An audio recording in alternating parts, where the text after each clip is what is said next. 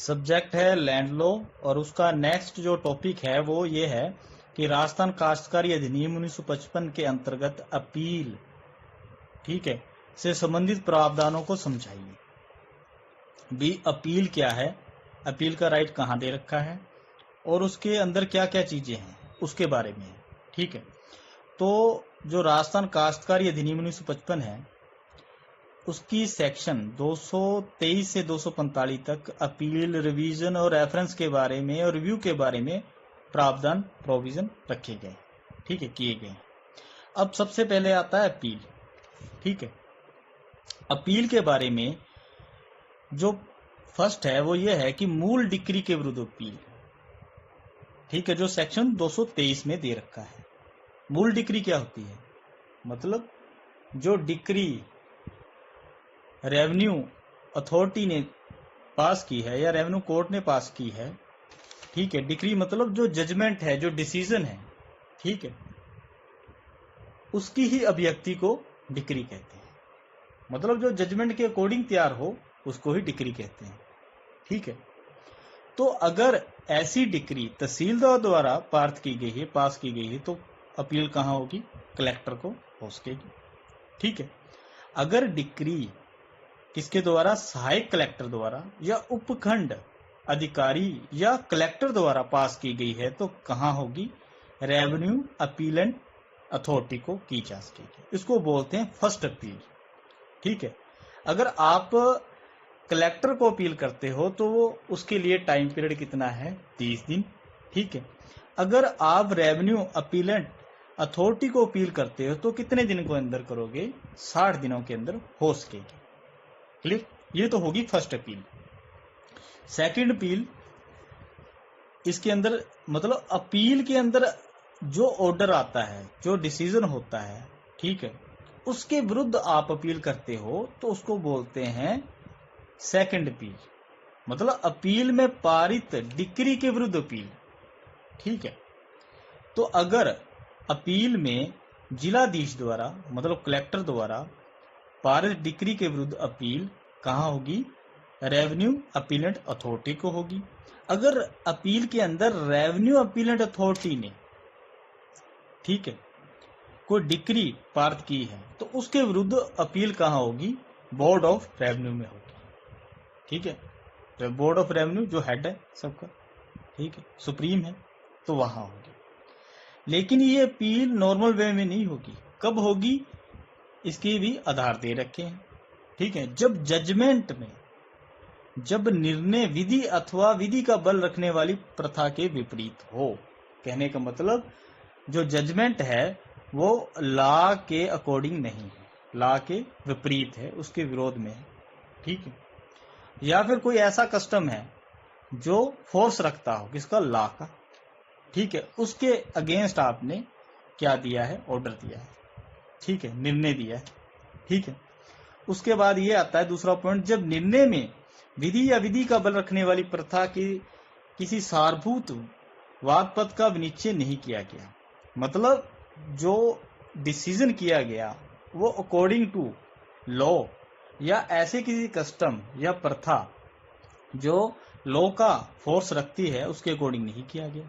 तीसरा, जब आपने मिस्टेक की है किसके बारे में, भाई प्रोसीजर के बारे में, कोई त्रुटि है, ठीक है, कोई दोष है, कोई मिस्टेक है, तो उसका रिजल्ट किस में मिलेगा, उसका रिजल्ट इफेक्ट किस पर पड़ेगा, उसका इफेक्ट जजमेंट पर पड़ेगा, ठीक है। तो वो भी रॉन्गफुल हो गया, तो तब आप सेकंड अपील कर सकते हो, ठीक है। उसके बाद ये बताया गया जो जजमेंट है वो अकॉर्डिंग टू एविडेंस नहीं दिया गया। मतलब जैसे एविडेंस थे उसके अकॉर्डिंग जजमेंट नहीं है तो भी आप सेकंड अपील कर सकते हो, ठीक है।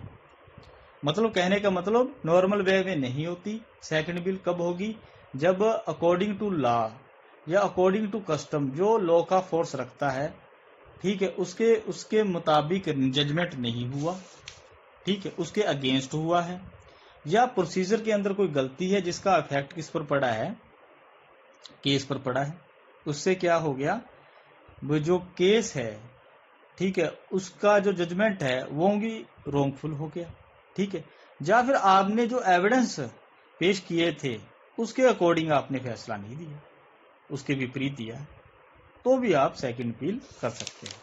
ठीक है, उसके बाद थर्ड पॉइंट आता है ऑर्डर के विरुद्ध अपील। भाई सामान्यता क्या होता है कि सभी ऑर्डर्स के विरुद्ध अपील नहीं होती, कुछ एक ऑर्डर हैं जिनके विरुद्ध अपील आप कर सकते हैं। ठीक है, वो ऑर्डर कौन से हैं? भी थर्ड अनुसूची है, उसमें वृंद्रिस प्रकृति के आवेदन पर पारित जो लास्ट आदेश है उसके विरुद्ध अपील कर सकते हो। ठीक है, या राजस्थान काश्तकारी टेनेंसी एक्ट 1955 के सेक्शन 212 के अधीन कोई ऑर्डर पास किया गया है तो उसके विरुद्ध आप अपील कर सकते हो, या सीपीसी 1908 के सेक्शन 104 में वर्णित कोई ऑर्डर है उसके विरुद्ध आप अपील कर सकते हैं। क्लियर? अब उसके बाद ये बताया गया कि अपील कैसे होगी।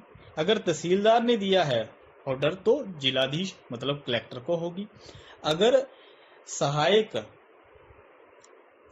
कलेक्टर या उपखंड अधिकारी या कलेक्टर द्वारा ऑर्डर दिया गया है तो रेवेन्यू अपीलेंट अथॉरिटी को होगी। अगर रेवेन्यू अपीलेंट अथॉरिटी ने कोई ऑर्डर दिया है तो उसकी अपील उस ऑर्डर की अपील कहाँ होगी? उसकी अपील होगी रेवेन्यू बोर्ड को, जो सुप्रीम है। ठीक है, तो बोर्ड द्वारा किसी भी अपील को सरसरी तौर पर मंजूर या खारिज किया जा सकता है, ये बोर्ड की मर्जी। ठीक है, 225 के अंतर्गत अपील में पारित आदेश के विरुद्ध कोई अपील नहीं हो सकेगी। अभिप्राय ये हुआ कि आदेशों के विरुद्ध सेकंड अपील का प्रोविजन नहीं है। फर्स्ट अपील होती है ऑर्डर के विरुद्ध। अगर किसी भी रेवेन्यू अथॉरिटी ने कोई ऑर्डर दिया है उसके विरुद्ध आप फर्स्ट अपील ही कर सकते हो, सेकंड अपील का प्रोविजन नहीं है। ठीक है, उसके बाद ये बताया गया कि लेकिन 226 के अंदर अनियमितता, इरेगुलरिटी या त्रुटि जिसको मिस्टेक कहते हैं के आधार पर किसी डिक्री या ऑर्डर को ना तो उल्टा जा सकेगा ना ही चेंज किया जाएगा।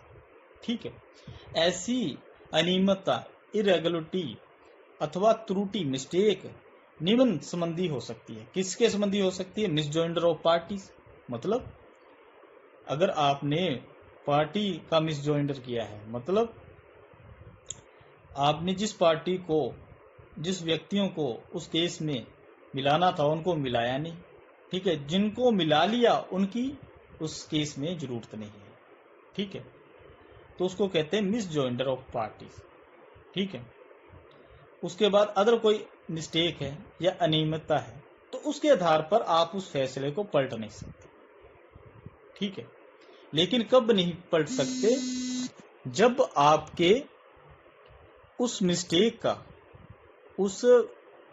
का मेरिट पर कोई इफेक्ट नहीं पड़ता। मेरिट मतलब अगर आपने किसी पार्टी का मिसजॉइंडर कर लिया, ठीक है, या कॉज ऑफ एक्शन का कर लिया मिसजॉइंडर, ठीक है, अगर उसका केस की मेरिट पर कोई इफेक्ट नहीं पड़ता तो केस को पलटा नहीं जाएगा।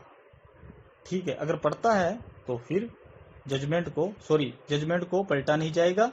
अगर पड़ता है इफेक्ट तो फिर हो सकता है, अदरवाइज जो फैसला है उसको क्या है, चेंज नहीं किया जा सकता, पलटा नहीं जा सकता अगर उस केस की मेरिट पर ऐसी इरेगुलरिटी या मिस्टेक का कोई इफेक्ट नहीं पड़ता। तो इस प्रकार आपका ये टॉपिक है अपील के बारे में, ये पूरा होता है।